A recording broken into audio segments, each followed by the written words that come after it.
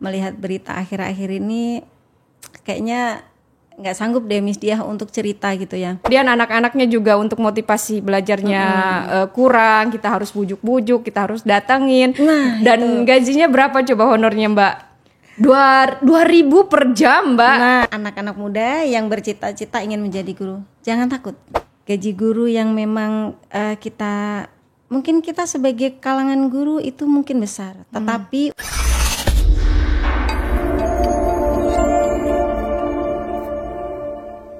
Selamat siang teman-teman pemuda dimanapun berada. Berjumpa lagi dengan saya Diah Bardia dalam podcast Rumah Pemuda. Podcastnya anak muda Indonesia.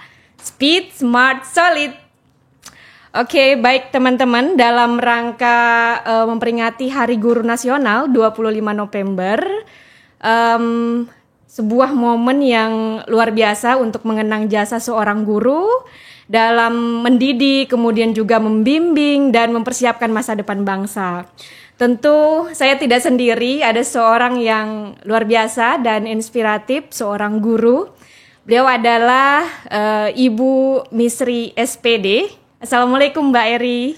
Waalaikumsalam warahmatullahi wabarakatuh. Saya panggilnya Eri atau Ibu nih? Nggak apa-apa. Eri itu nama pena saya. Karena sekarang masih eksis di pakai juga karena masih aktif menulis di pengen punya buku tapi baru terrealisasi hanya buku antologi saja. Jadi nama itu emang gak asing buat kita semua ya. Oke, saya panggil Mbak ya. Soalnya kagok juga kalau panggil Ibu. Soalnya teman sebetulnya. Bebas. Teman waktu di kampus dulu S1 ya. Oke. Mbak Eri gimana kabarnya? Alhamdulillah. Jauh lebih baik. Baik, terima kasih sebelumnya sudah mau hadir dan berbagi pengalaman, kemudian juga nanti ilmu buat teman-teman yang muda yang ingin mengikuti jejak Mbak Eri sebagai guru dan juga mungkin nanti sebagai guru P3K, kemudian ASN dan sebagainya. Oke, Mbak Eri, sebelum kita lebih jauh menggali pengalaman dari Mbak Eri, mendapat inspirasi dari Mbak Eri, bisa diceritakan nggak Mbak awal mula perjalanan Mbak Eri sebagai guru honorer? Kan Mbak Eri asalnya dari Ponorogo ya, jauh ya. Kalau ngajar kan sekarang di Bogor. Nah, bisa diceritakan nggak Mbak? Disilakan. Itu perjalanannya panjang ya. Miss Diah gini ya, gimana nih panggilnya Miss? Bu? Apa ya? Aku juga boleh ambil panggil Mbak Eri Miss ya. Suka kagok, suka udah terbiasa Miss bisa. Ini ya. Oke. Kalau mau cerita tentang perjalanan itu kayaknya panjang banget ya dari Ponorogo ke Bogor gitu kan ya. Tapi itu ya kita singkat aja perjalanannya. Mungkin karena memang jodohnya di sini ya, ketemu dengan menemukan dengan cita-cita saya di sini gitu kan. Kalau mungkin di sana itu belum bertemu cita-cita, ternyata dibawa sama Allah untuk menemukan cita-cita saya di Bogor. Gitu. Oke. Terus kemudian apa sih sebenarnya yang memotivasi untuk menjadi guru honorer? Pasti kan kita sudah tahu ya ketika atau mungkin jauh sebelum itu ketika Mbak Eri menentukan kuliah di UIK Ibnu Khaldun ya, kampus kita tercinta. Masya Allah. Sudah tentu memutuskan, saya ingin jadi guru. Kira-kira motivasinya apa sih Mbak? Guru, Masya Allah, kalau ingat satu kata ini ya, satu penggalan kata guru, yang mana kita punya sebuah makna yang dalam terhadap guru ini. Dulu pernah saya termotivasi oleh guru saya yang begitu humble sama anak-anaknya, tapi begitu down, begitu melihat, ternyata guru matematika itu tak seindah yang saya bayangkan. Tapi dari situ, dari pengalaman itu saya pernah punya cita-cita. Kayaknya kalau saya jadi guru nggak harus kayak gitu deh. Ya, jadi motivasi terbesar saya kenapa saya ingin menjadi guru dengan problem-problemnya yang sekarang itu kan guru dengan honornya, dengan kondisinya, dengan fasilitasnya dan dengan segala-gala yang yang di lapangan ya terkait dengan guru. Tapi membuat saya itu yang paling banyak memotivasi saya itu adalah seorang guru itu diambil dan dicontohi banyak orang. Wah, ternyata enak jadi guru ya. Bisa jadi artis, bisa jadi psikolog, Artis di kelas ya. Di mana saja, kayaknya ketemu di mall gitu pas ada murid, wah Bu Guru, wah, seru banget itu kayaknya ya. Kemudian ketika ketemu di jalan lagi tuh, wah dia naik mobil, saya jalan kaki dipanggil lagi, Bu Guru. Wah, udah saya berasa artis di situ. Nah, yang paling mengagumkan lagi adalah tanda tangan Bu Guru itu dipakai seumur hidup. Kalau jabatan dipakainya selesai jabatan sudah, saya nggak butuh tanda tangan. Dia, kalau guru dipakai seumur hidup. Kenapa? Tanda tangan guru itu kalau misalnya mau masuk SMA, kalau nggak ada tanda tangan guru SMP nggak bisa dong. Oh iya, ya betul itu. betul.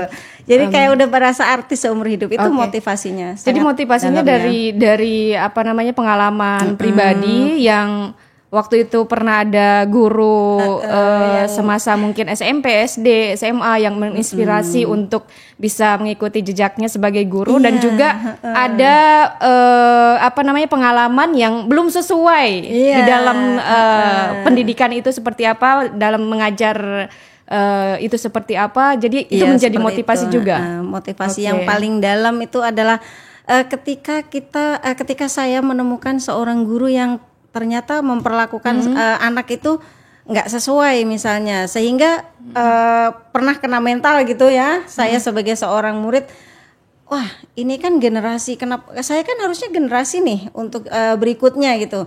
Kenapa saya diperlakukan begini? Kalau misal waktu itu mungkin saya belum berpikir seperti itu, tapi kesini saya mulai berpikir kalau anak-anak di tingkat di bangku sekolah dengan pola guru yang seperti itu, sepertinya akan sangat membuat mental anak-anak itu jadi yang nggak berkualitas. Akhirnya nanti dia nggak pede, kemudian nanti dia ketemu sama temannya, kata Bu Guru aku nggak kayak dia, seperti itu. Jadi itulah saya ingin lebih baik. Semoga bisa menjadi guru yang inspiratif seperti itu motivasinya. Iya, cocok Mbak. Kita punya pengalaman yang sama sebetulnya. Saya juga kan kita sama-sama di kampus itu waktu mengajar, kita waktu kuliah kita mengajar juga kan. Iya, sambil ya. Bahkan kalau saya sebelum ke UIK itu sudah mengajar sebetulnya, dan apa namanya ya, teori atau saya praktekkan itu yang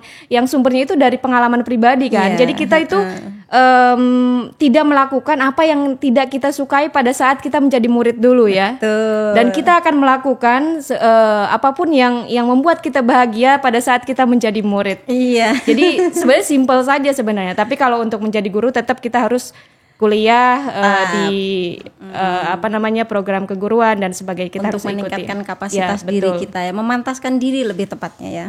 Ya, kemudian Mbak, apakah ada momen tertentu yang membuat Mbak Eri memutuskan untuk menjadi guru honorer sebenarnya, atau mungkin ada keraguan nggak sih pada saat Mbak Eri sudah masuk kampus pendidikan, kemudian jurusan pendidikan, dan kemudian mengajar, tapi merasa kan tahu sendiri ya, guru honorer itu gajinya kecil banget.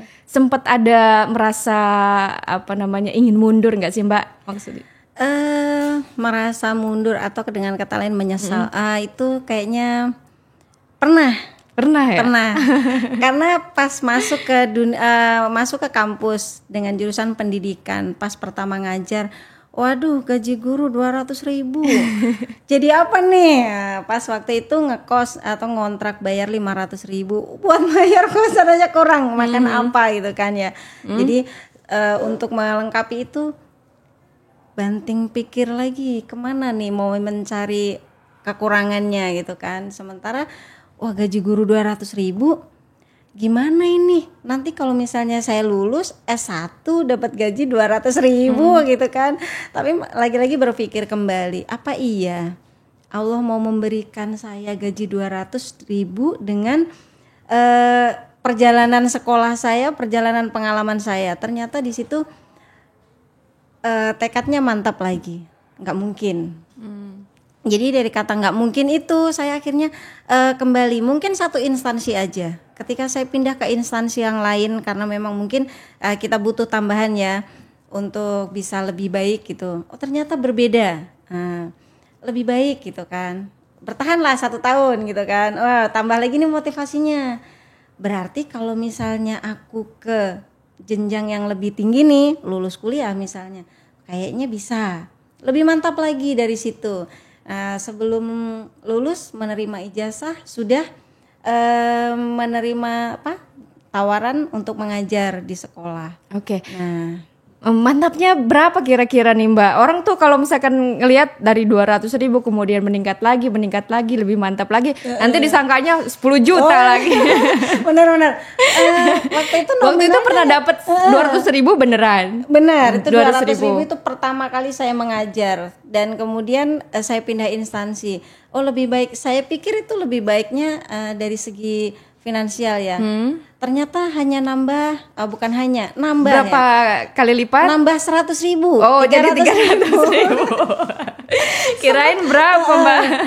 Bukan kecewa di situ, tapi di sini saya ambil hikmahnya. Wah, ternyata 1 semester nambah 100.000 gitu kan ya. Berarti ada apa yang perlu saya lakukan lagi untuk kembali ke bisa bayar kontrakan dan kos seperti itu Miss Dia. Oke, sebetulnya Mbak Eri itu sebenarnya masih beruntung. Pertama ngajar itu 200.000. Iya benar, masih saya beruntung. itu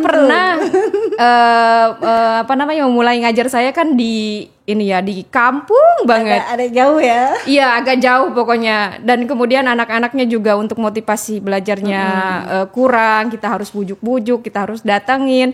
Dan gajinya berapa coba honornya Mbak? 2.000 per jam Mbak. 2.000 per jam. Jadi kita bisa bayangin kalau kita ngajar 30 jam, berarti honornya 60.000. Itu sudah mengangkat sebagai psikolog ya, secara tidak langsung bujukin dia gitu, supaya dia mau belajar. Extra effort deh. Mengembalikan mood dia yang tadinya nggak mau masuk sekolah, dia mau masuk kelas gitu kan. Itu guru psikolog. Iya, jadi kalau Mbak Eri bilang 200.000 saya percaya, dan menurut saya Mbak Eri masih beruntung gitu dapat yang 200.000. Di lebih pelosok lagi lebih kurang daripada itu tau. Itu di situ mungkin faktor keberuntungannya. Saya belum mengalami yang ke pelosok. Saya kebayang aja sekarang kalau misalnya saya di tengah kota hujan mendapatkan honor 200.000, bagaimana dengan yang di tengah. Betul. Tak kebayangkan Indonesia luas ya Miss Dia ya. Tapi ada satu hal yang mesti kita share ke teman-teman juga nih sebenarnya kalau mau jadi guru itu. Jangan kaget, maksudnya jangan kena tiba-tiba prank ketika enggak. Saya pernah Mbak Eri pengalaman pribadi kayak gini. Kan kita dari kampung kemudian kita ke sekolah negeri, terus kemudian ke sekolah internasional juga pernah gitu kan, ada peningkatan. Dan ada sebelum saya ke kota itu sempat juga ngajar di SMK dari SD negeri ke SMK. Kita diwawancara terus kemudian untuk gaji berapa ya, honornya berapa, dibilang 40.000 waktu itu, 40.000 per jam. Hah, gede dong dia bilang gitu kan. Terus udah pas setelah itu sebelumnya kan cuman 2.000, sekarang 40.000. Kalau kita misalkan dapat 30 jam udah berapa? Ya kan? Dikali 4, ya kan? Pikiran kita kan dikali 4, ternyata enggak. Jangan salah teman-teman. Ternyata setelah buka amplop ternyata nominalnya berbeda. Itu bukan per jam tapi per bulan. Per bulan, bukan per jam, itu per bulan. Jadi kita di guru itu udah lumrah seperti itu. Saya selalu bertanya, ini bukan 40 jam, ini bukan 40.000, bukan. Dibagi 4 harusnya kalau misalkan gak dikali 4 minggu kan. Jadi kan cuman 10.000 sebenarnya. Itu di sekolah yang agak besar loh. Mungkin 10.000 agak gede ya nominalnya ya. Ada yang di bawah itu Mas Dia malahan. Iya, intinya per jam gak dikali 4 gitu kan. Sedangkan kita kerja itu 4 minggu kan, nggak cuma seminggu. Ini cuma dikalikan seminggu. Jadi logikanya kita dapat jam pelajaran 30 jam. 30 jam itu kan per minggu ya kan? Iya benar. Kita kan ngajarnya bukan cuma seminggu, ya kan? Nah, kayak honor kita itu cuma dikali 30 1 bulan jam. Itu penuh kan? Iya, harusnya kan dikali. ya harusnya kan dikali 4 kan, kita kan ngajarnya 4 minggu atau dikali per hari lah, oke lah gitu kan, atau gimana. Tapi ternyata itu 1 bulan ya. Iya, ternyata 1 bulan. Jangan kaget. Jangan kaget. Iya gitu Mbak. kan. Nah kemudian Mbak, Mbak kan tadi banyak tantangan ya menjadi seorang guru, dari sisi honor. Kemudian gimana sih Mbak untuk menghadapi tantangan tersebut? Selain mungkin masalah honor, apakah ada tantangan yang lain dan bagaimana Mbak Eri mengatasinya? Banyak. Kalau tantangan itu pasti ada ya. Besar dan kecilnya tantangan itu tergantung kapasitas diri kita. Nah makanya kenapa guru itu harus bisa memantaskan diri untuk bisa duduk di depan audien kita, yaitu anak-anak. Karena walaupun anak-anak, tapi anak-anak zaman sekarang ini bukan kayak anak-anak zaman dulu yang duduk diam, mereka memperhatikan, kemudian menerima. Tapi kalau anak-anak zaman sekarang itu benar-benar kapasitas kita harus memenuhi untuk bisa menjadi guru psikolog mereka, teman mereka, kemudian bagaimana kita mentransfer ilmu ke mereka, bukan hanya semata-mata mentransfer ilmu aja. Betul. Guru juga harus punya tantangan yang harus dilalui. Bagaimana ketika anak itu nggak mau masuk sekolah, nggak mau masuk kelas, kemudian gimana ketika wah nih Bu Guru nih butuh perhatian juga nih, kan manusia juga ya Miss Dia ya. Iya. Ketika di rumah lagi banyak masalah, banyak yang harus dipikirkan juga, banyak kebutuhan yang dipenuhin. Begitu masuk gerbang sekolah, wah aku harus bisa berubah dari yang tadinya mendung harus tiba-tiba cerah untuk membuka pintu dan tersenyum kepada semua anak-anak di situ. Jadi di situ kayak yang tantangan terbesar kita adalah berbohong untuk bisa mendapatkan sesuatu yang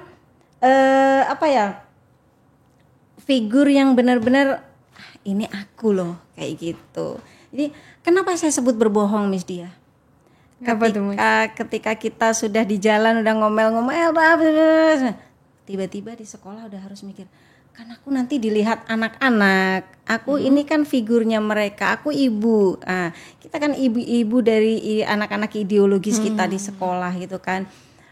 Dari 40 anak, 20 anak, dari 25 anak, 18 anak, 10 anak, itu kan kita ibunya gitu kan. Masa iya begitu masuk sekolah, masalah di rumah masih harus dibawa? Itu tantangan terberat buat saya pribadi ya. Dan itu harus benar-benar dihilangkan untuk bisa kembali tersenyum menghadapi mereka, menyiapkan mereka, kemudian diri kita siap untuk berdiri tegak di depan kelas, menjadi sosok dan figur yang mereka harus yang panutan untuk mereka.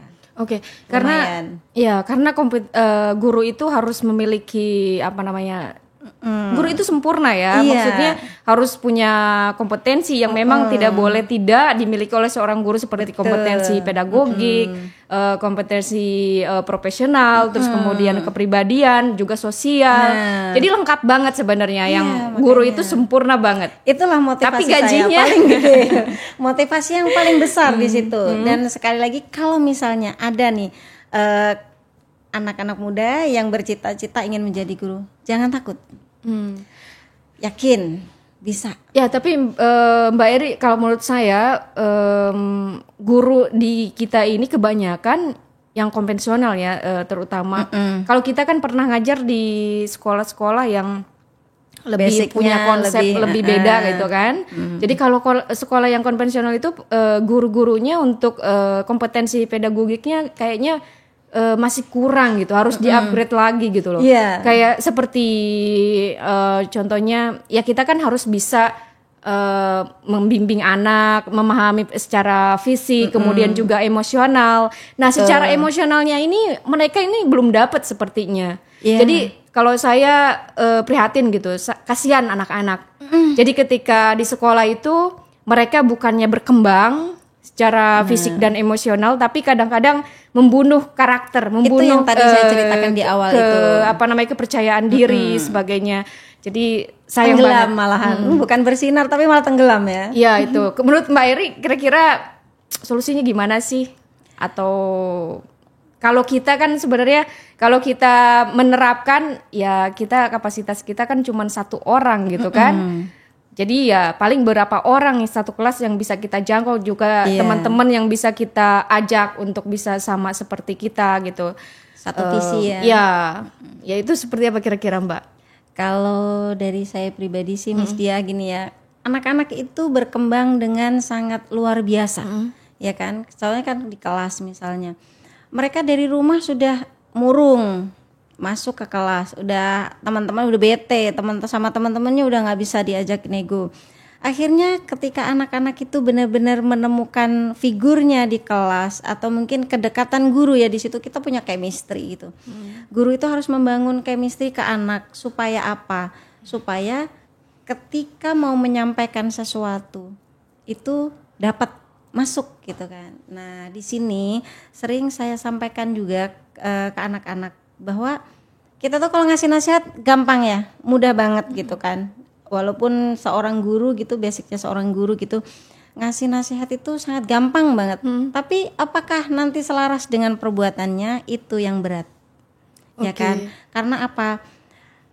Bagi saya itu satu tindakan, satu contoh yang nyata, tapi itu mengena di anak-anak itu lebih baik daripada 1000 nasihat yang tiap hari diucapkan, tapi anak-anak besok lupa. Betul, sepakat. Saya juga pernah di kelas itu saya selalu observasi, melakukan metode-metode yang menurut saya baik berdasarkan pengalaman sebelumnya. Seperti kita mau mengajarkan disiplin. Saya tidak akan mengucapkan kata disiplin dulu. Teman-teman kalian harus disiplin loh, enggak kayak gitu. Tapi saya akan datang terus setiap hari itu dengan on time, enggak pernah telat karena memang kita selalu upayakan sampai tidak terlihat pernah telat. sama anak-anak. Iya betul. Gitu. Jadi ketika kita sudah bisa membuktikan, baru kita ajak mereka untuk berdisiplin gitu loh. Dan jangan pernah berikan peluang mereka itu untuk melihat kita beralibi gitu. Maksudnya ibu juga kemarin datangnya telat kan, paling begitu ya. Jadi gitu ya. Jadi ya mereka nggak akan mau dengar seperti itu. Jadi ya sepakat banget sama Mbak Eri. Kita memang secara emosional kita harus memiliki pemahaman ya, knowledge untuk anak-anak itu sebenarnya kan seperti kepribadian, karakter mereka kan beda-beda ya. Beda. Kemudian caranya juga kita harus pendekatannya pun harus berbeda. Pendekatannya beda. Karena mereka berbeda, kita pun harus menyiapkan sesuatu yang berbeda untuk setiap anak. Nah, itu yang dikatakan guru adil, ya kan? Adil buat anak-anak bukan berarti kita ngasih soal si A 50, si B 50 itu adil, bukan. Bagi anak-anak yang memang butuh bantuan, soal itu bukan menjadi ukuran, tapi bagaimana anak-anak itu punya motivasi untuk mengerjakan soal itu. Nah, itu yang tidak dimiliki oleh semua guru, Miss Dia. Kenapa saya katakan begitu? Disiplin ya, ini ada di aturan sekolah kita. Nah, ketika guru bilang disiplin, kemudian jam masuk kelas, anak-anak sudah di dalam, nggak ada, gurunya nggak ada.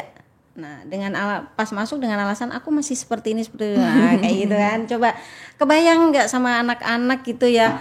Wah, bu guru aja datangnya telat, kenapa kayak gitu? Kok aku nggak boleh datang telat? Nah, seperti itu. Sebelum kita bilang ke anak-anak, yuk siap, alangkah baiknya kita mencontohkan. Duduk di depan, kita bersiap, itu sudah memberikan satu contoh kepada mereka, yang mereka itu ketika kita melakukan hal itu secara rutin dengan kita duduk di depan, anak-anak itu sudah nggak perlu kata lagi. Wah, bu guru udah siap, bu guru udah. Mereka sudah ambil buku, sudah ini, dan itu lebih lebih mengena untuk mereka itu bisa dapat. Oh, ini lo disiplin seperti itu, Miss Dia. Ya, jadi metodologi yang tepat, kemudian juga guru bisa memahami karakter, kepribadian masing-masing siswa yang tentunya pasti beragam kan. Jadi kita bisa lebih mudah untuk memberikan pembelajaran kepada mereka. Betul. Nah, berarti Mbak Eri, kita kan lihat nih banyak kasus, banyak banget kasus guru dikriminalisasi seperti di Sulawesi Tenggara, Supriyani, kemudian Mubazir, guru di SMA Negeri 2 Sinjai Selatan, kemudian Darmawati dan lainnya. Menurut Mbak, ini kan Mbak punya saya juga pernah punya pengalaman. Menurut Mbak Eri, kira-kira kenapa sih bisa sampai seperti itu? Miris ya. Sangat miris. Kalau saya mau flashback ke sana, melihat berita akhir-akhir ini, kayaknya nggak sanggup deh Miss Diah untuk cerita gitu ya. Gaji guru yang memang mungkin kita sebagai kalangan guru itu mungkin besar, tetapi untuk dengan profesi yang lain gaji itu kecil. Sekali lagi kita kalau bicara nominal itu kecil. Kalau kita bicara nominal. Tapi di sini sekali lagi kembali lagi, siapa sih guru itu? Nah kan, katanya anaknya dititipkan ke sekolah, berarti sudah siap dong dengan segala konsekuensinya. Sudah siap dengan aturan-aturan yang harus ditaati, bahwa nak, kita orang tuamu di rumah, ibu guru, orang tuamu di sekolah, ya kan? Lalu gimana si anak itu bisa punya sosok dan figur sebagai orang tua di sekolah. Nah, ini Miss Diah. Kenapa orang tua bisa melakukan itu ke guru? Kira-kira apa pesannya yang harus didapat? Apakah sudah bersinergi orang tua dengan guru? Sebetulnya kalau di level SMA, SMK bukan hanya orang tua gitu. Kita kasusnya itu kadang anaknya juga gitu. Anaknya yang mengeroyok guru, anaknya yang melakukan kekerasan kepada guru. Bukan pembulian itu terhadap anak lagi ya. Sampai seperti itu kira-kira kenapa mereka nggak sampai segitunya gitu loh. Saya dulu pernah ngajar juga di SMK, dan kalau boleh kita katakan mengajar di SMK, kalau kita bandingkan di TK, SD, SMP, SMA, yang paling sulit itu adalah di SMA atau di SMP. Karena apa? Karena mereka itu sudah terpengaruh atau mendapat efek dari konsep atau pembelajaran dari seorang guru yang berbeda selain kita gitu. Kalau anak yang TK, SD itu masih muda ya, karena masih clear ya, masih nurut gitu, masih kosong gitu loh, nggak ada bekas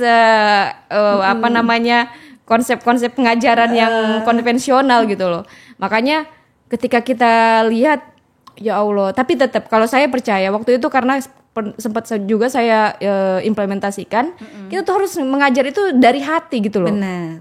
Mereka itu nggak akan mungkin bisa selesai atau mungkin bisa lebih baik dengan dikerasi gitu. Benar. Dengan cara-cara keras, dengan cara-cara paksaan itu nggak mungkin, sulit.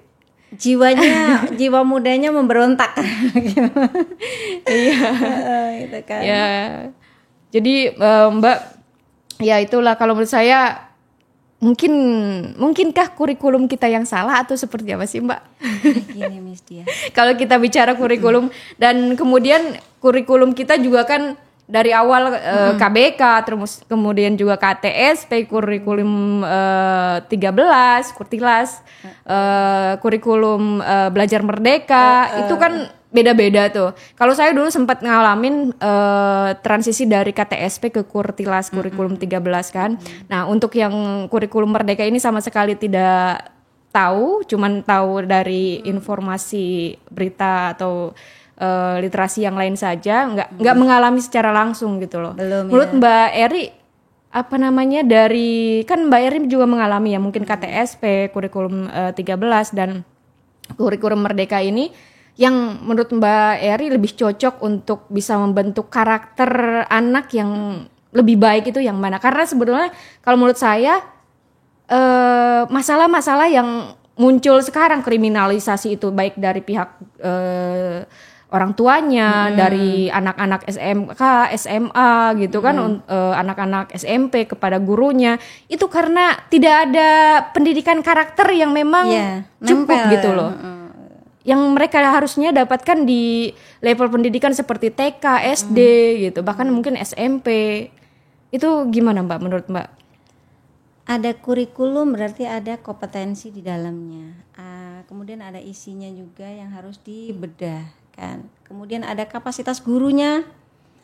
Ada sekolah nanti yang mendukung gurunya. Kemudian yang paling besar peranannya di sini adalah orang tua. Kembali lagi Miss Dia. Sekolah itu kan berapa jam ya paling banyak di sekolah itu 4 jam ya paling banyak gitu. Terus selebihnya kemana? Ke rumah. Nah di sini kebanyakan anak-anak kita itu aturan di rumahnya itu belum kuat, sehingga ketika anak-anak yang basicnya kurang perhatian itu pihak mungkin nggak banyak orang lain atau mungkin teman-temannya bilang nakal. Nah, nakal tanda kutip ya. Tapi menurut saya mereka itu bukan nakal ya, tapi mereka butuh perhatian, sedang butuh perhatian. Nah, kenapa dia melakukan seperti itu? Karena memang perhatian yang kita berikan nggak tepat, gitu. Iya, sebetulnya kan kalau lingkungan pendidikan itu kita nggak bisa sebutkan tadi seperti Mbak Eri hanya di sekolah, tapi juga di rumah dan juga di masyarakat. Dan kita yang bertanggung jawab untuk pendidikan itu sebenarnya bukan hanya guru, teman-teman, tapi juga kita sebagai orang tua, kita sebagai masyarakat di tempat umum atau dimanapun. Itu semuanya berperan. Iya, jadi saat ini kita hanya mengandalkan di sekolah saja ya, di sekolah saja. Tapi saya waktu itu pernah ada pelatihan atau seminar di IHF ya, Indonesian Heritage Foundations. Itu bagus banget konsep mengajarnya. Jadi sekolah berbasiskan karakter. Jadi mereka itu tidak hanya mengajar itu dengan kaitannya dengan anak gitu, dengan siswa, tapi dengan orang tua juga. Betul. Ketika mereka sedang belajar tema tertentu, mereka akan surati orang tuanya. Bunda, ayah, bunda, kita sedang belajar tema ini dan mohon dibantu dengan poin-poin yang harus dilakukan atau distimulasi sama orang tuanya di rumah seperti itu. Jadi ya sekolah sebenarnya harus merubah cara-caranya. Dapat kalau yang dan itu. Kemudian mengajak orang tua untuk bisa bekerja sama. Betul, ya. Dan kemudian yang kita juga sering lihat di masyarakat tempat umum nih, teman-teman, kadang-kadang kita ngelihat miris nggak sih Mbak, kayak kita ngelihat di tempat umum atau di kafe atau di tempat makan. Orang itu ngerokok di depan anak gitu loh. Nah. Dan bukan anak orang lain, anaknya sendiri. Nah, gitu kan. Dan bahkan ya harusnya kita kalau misalkan kita ngerokok dan ada anak orang lain ya kita harus jaga lah gitu kan.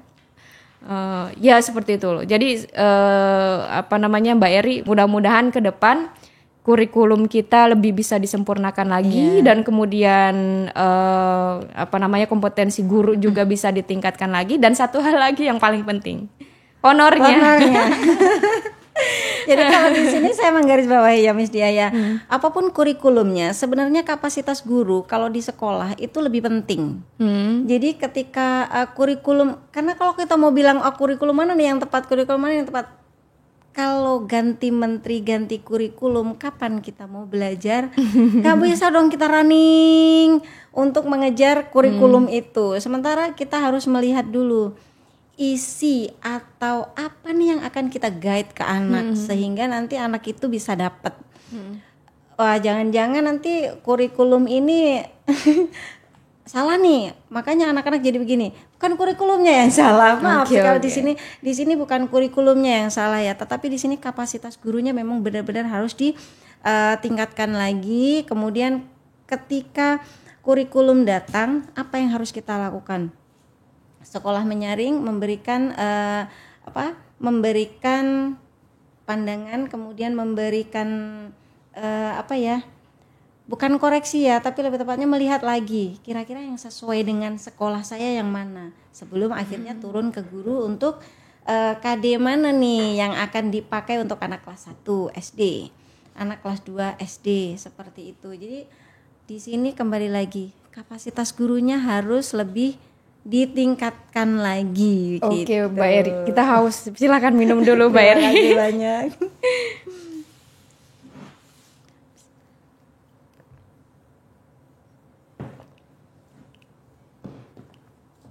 Oke, Mbak Eri.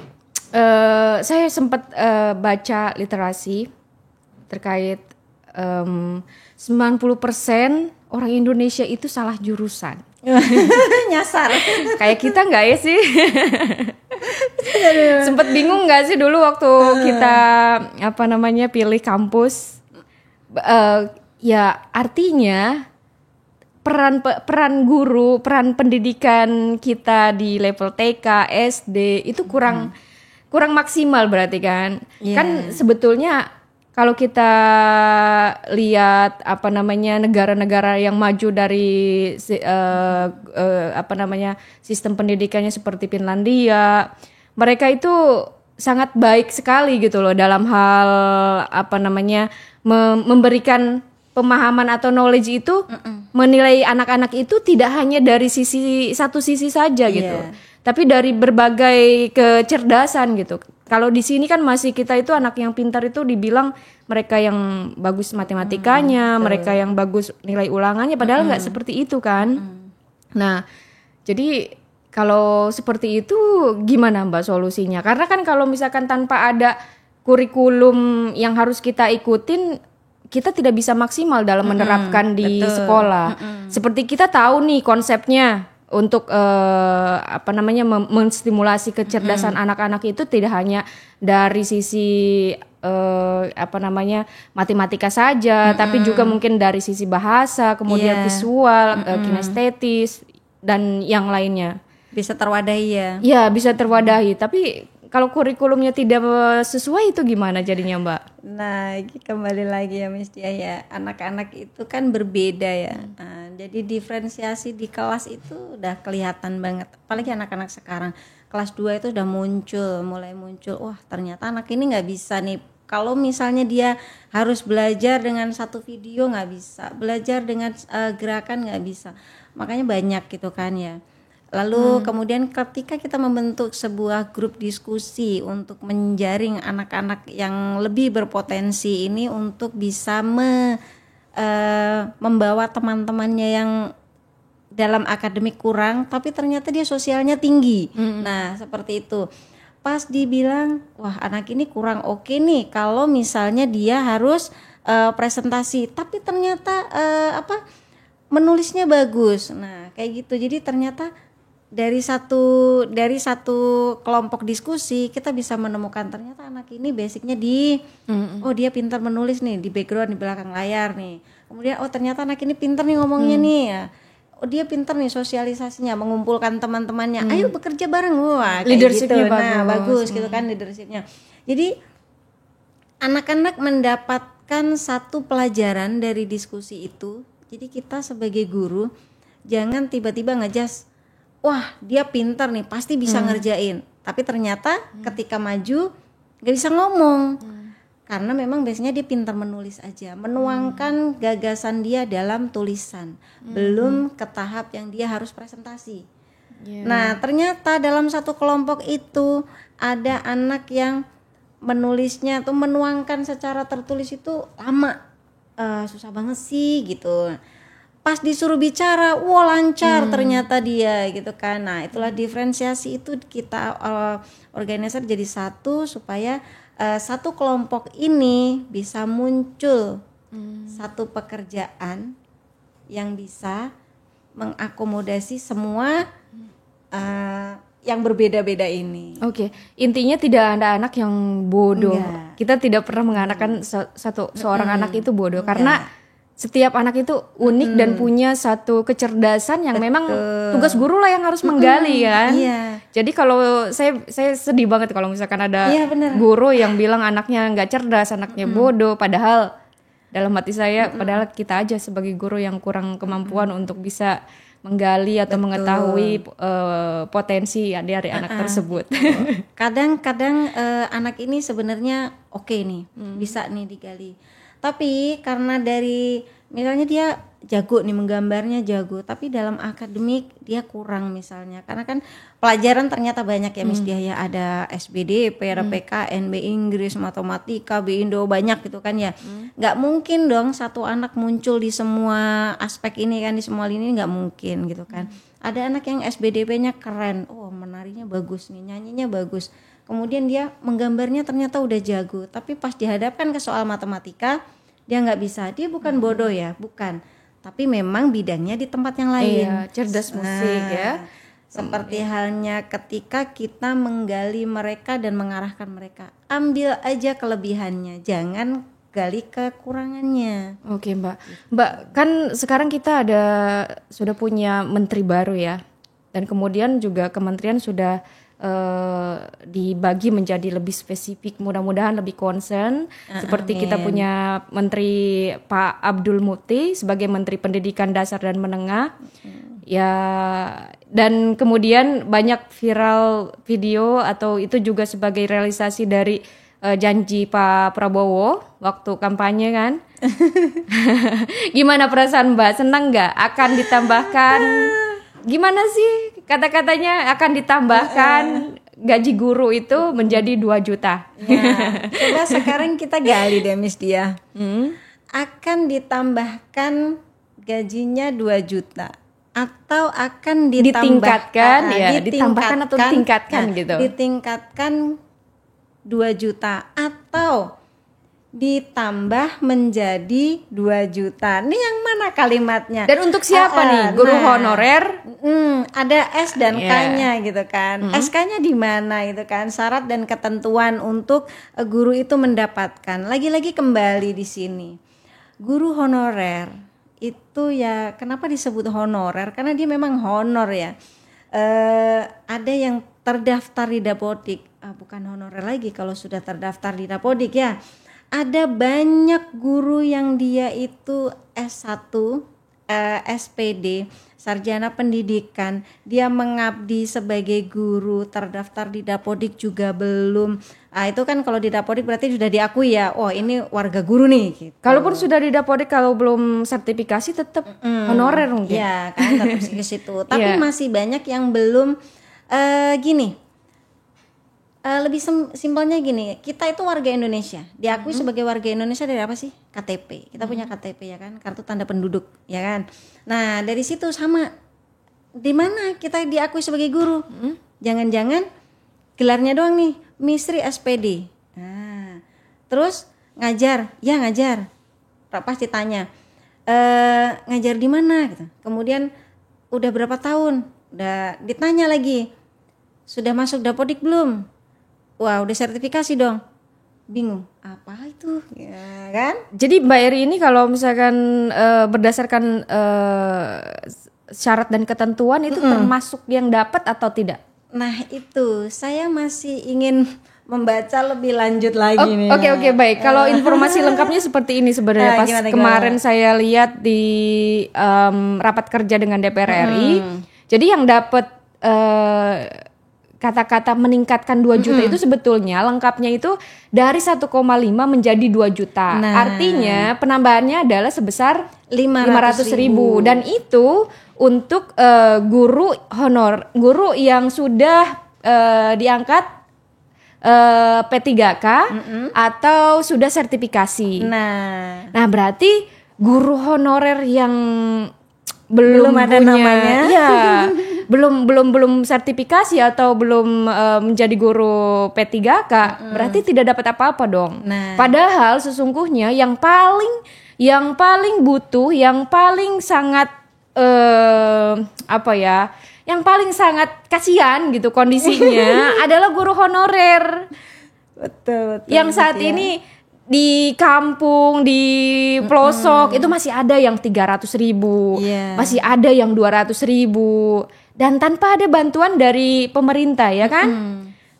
Jadi itu basicnya sekolah negeri, berarti itu sekolah punya negara ya? Ya, di pelosok itu masih ada yang segitu. Jadi teman-teman saya kemarin saya juga sempat ngobrol sama teman-teman, iya gaji saya masih segitu. TK, PAUD apalagi. Mereka pertama kali ngajar itu 200.000 sebulan. Dari pagi sampai sore mereka kerja 1 bulan full 200.000. Setelah 200.000 400.000 dan tidak pernah lebih dari itu. Masih ya, mesti Oh my God. 250.000 gitu kan ya. Kata teman saya segitu gitu, 250.000 itu di mana gitu kan. Saya tahu daerah saya memang agak terpencil dari kota ya, jauh gitu ya. Tapi kan namanya anak-anak, guru itu kan tugasnya sama, mengajar ya, sama mengajar. Apalagi kalau di pelosok. Fasilitasnya terbatas, kemudian keadaan, bahkan ketika kita membuat pembelajaran yang mewajibkan harus pakai internet, belum tentu juga sinyal lancar ya kan. Kalau kita di sini mungkin nggak mengalami yang sinyal mandek lah, ini hujan harus ini, wah itu kita kayaknya jarang menemui. Iya. Tapi kalau cerita teman saya itu setiap kali kalau teleponan sering nanya kabar yang kayak gitu ya, wah honornya segitu. Terus itu lancar nggak setiap bulan? Ada yang kadang-kadang dibayarkan 3 bulan sekali tuh mesti. Oke, iya betul. Saya juga ada titip pesan dari teman-teman. Jadi katanya yang paling membutuhkan saat ini adalah guru honorer. Gitu, jadi coba. yang saat ini gajinya 200.000, 300.000, 600.000, paling tinggi tuh 750.000 kan, yang Dan daerah itu agak kotaan. Nah, ya mohon pemerintah untuk bisa mengatasi ini, karena sebetulnya kalau Pak Abdul Muti bilang rasio guru dengan siswa itu sebetulnya sudah ideal. Berarti kan masalahnya tinggal fokus pada honor gitu, kesejahteraan guru dan kemudian kompetensi guru yang harus ditingkatkan. Ya, artinya tidak lebih berat lagi gitu. Jadi kita fokus kepada kualitas guru, kompetensi guru, sama honornya tolong. Kasihan yang teman-teman honorer ini. Sekarang kalau kita Oke, baik, Mbak. ini ya, luar biasa. Iya, waktu kita ternyata hampir habis dan ya kalau sebelum kita tutup apa sih pesan Mbak untuk para calon guru honorer masa depan? Calon guru honorer. Singkat saja Mbak, silakan. Kalau untuk calon guru honorer tetap mantap saja, nggak usah terlalu minder, nanti honornya kecil kayak gitu, nggak usah. Kenapa? Insya Allah ya, guru itu walaupun honornya kecil, tapi kita punya jalur di mana Allah itu memuliakan guru, menjaga langsung oleh guru-guru. Kenapa saya bilang begitu? Saya dengan keyakinan saya tanpa ragu bilang, kalau misalnya saya dengan gaji 200.000 itu dulu saya masih bisa bayar kontrakan dan saya bisa kuliah dengan nabung entah dari mana. Oh ternyata Allah memberikan jalan lain.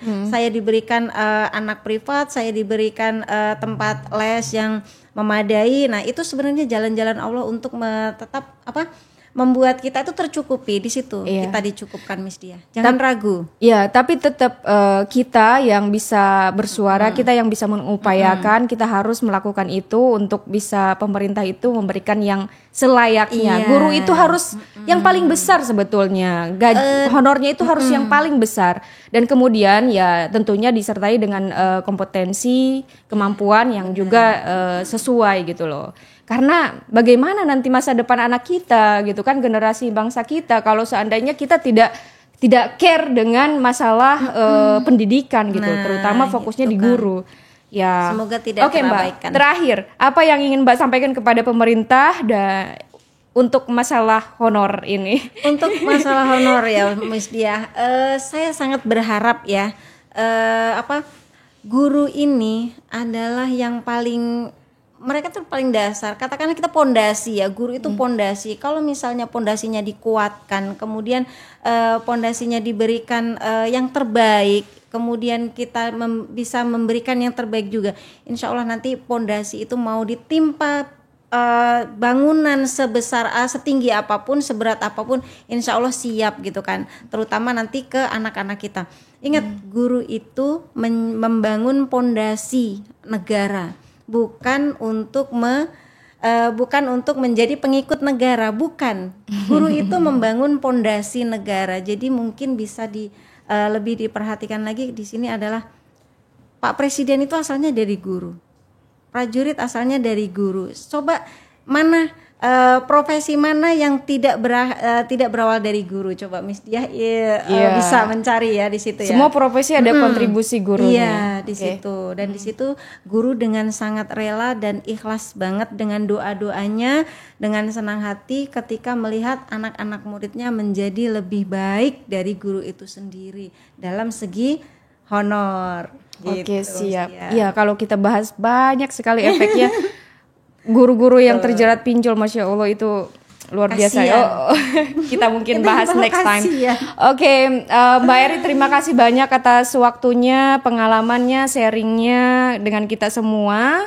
Dan mungkin sebelum kita tutup, Mbak Eri mohon salam kompaknya untuk pemuda Speed Smart Solid. Oke teman-teman, terima kasih atas perhatiannya. Mungkin demikian podcast kami. Sampai jumpa di podcast kita berikutnya. Salam pemuda, Speed Smart Solid.